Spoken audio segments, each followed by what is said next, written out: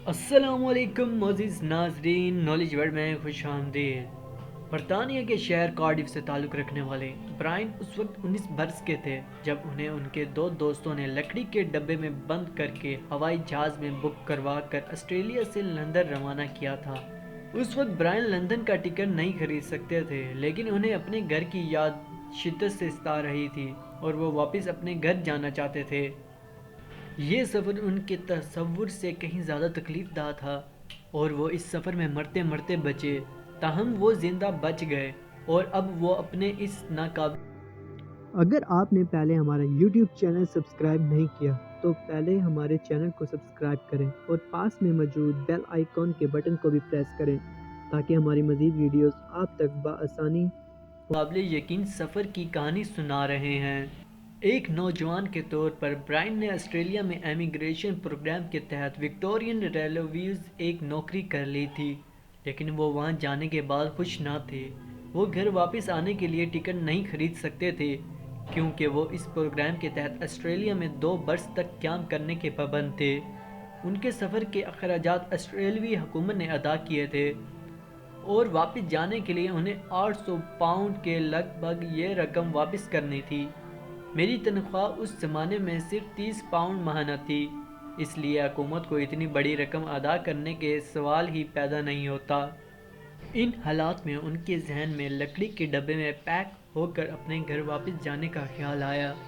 2 Irish دوست پال اور جان جو ان کے ساتھ ہی کام کرتے تھے، وہ ان کے اچھے دوست تھے۔ انہیں یاد ہے کہ وہ سب اپنے بچپن میں آئر لینڈ میں اکٹھے ایک ہی اسکول میں بھی پڑھتے تھے، لیکن انہیں یہ یاد نہیں کہ وہ اسکول کہاں واقع ہے۔ برائن کو پال کی ٹائپ رائٹر کی ضرورت تھی تاکہ وہ انہیں سامان کے ڈبے میں پیک کر کے انہیں بھیجنے کے لیے ضروری دستاویزی کام مکمل کر سکے۔ پہلے تو وہ سمجھے کہ برائن پاگل ہے۔ انہیں اپنے دوستوں کو مدد کے لیے راضی کرنے میں 1 ہفتہ لگا۔ برائن نے کہا کہ جان ہمیشہ میرے ساتھ تھا، لیکن پال یہ سب کچھ کرنا ہی نہیں چاہتا تھا۔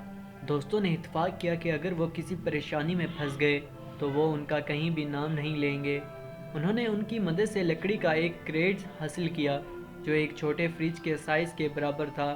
وہ تکیے، ایک ٹارچ، ان کا اٹیچی کیس اور 2 بوتلیں لے کر آئے، ایک پینے کے پانی کے لیے، دوسری پیشاب کرنے کے لیے۔ وہ اس میں پیک ہو گئے۔ وہ اس کریٹ میں نہ ہی اپنی ٹانگیں پھیلا سکتے تھے اور نہ ہی مڑ سکتے تھے۔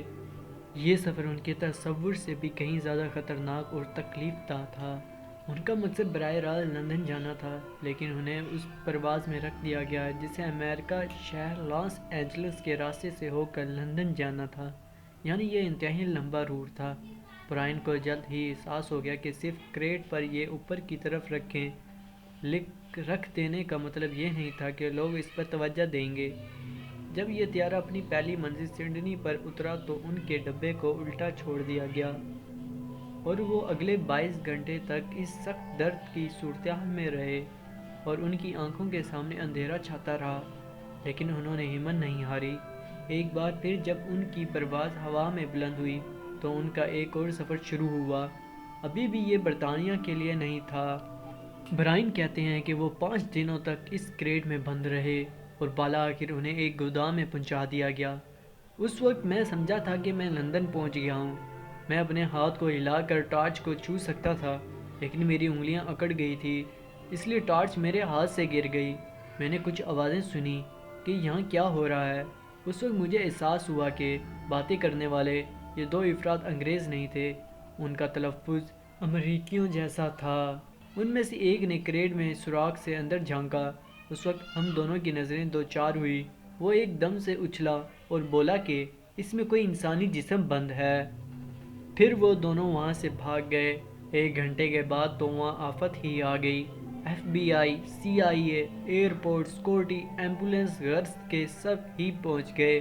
اس سفر کے دوران وہ اس لکڑی کے ڈبے میں اتنے اکڑ گئے تھے جسے جم گئے ہوں۔ برائن کو ہسپتال لے جایا گیا جہاں ان کی حالت کچھ بہتر ہوئی اور انہوں نے اپنی اعضاء کو ہلانا شروع کیا۔ امریکہ ان پر کوئی مقدمہ نہیں بنایا، اس کے بجائے انہیں ہوائی جہاز پر لندن بھیج دیا، لیکن اس بار وہ جہاز کی کیبن میں سوار تھے۔ بعد میں انہوں نے اپنی زندگی اپنے خاندان اور اپنے کیریئر کے ساتھ ہنسی خوشی بسر کی۔ ان کی عمر اب 76 سال ہے انہوں نے اپنے اس ایڈونچر کے بارے میں ایک کتاب دی گریٹ اسکیپ لکھی ہے جو اس ماہ کے آخر میں شائع ہو رہی ہے۔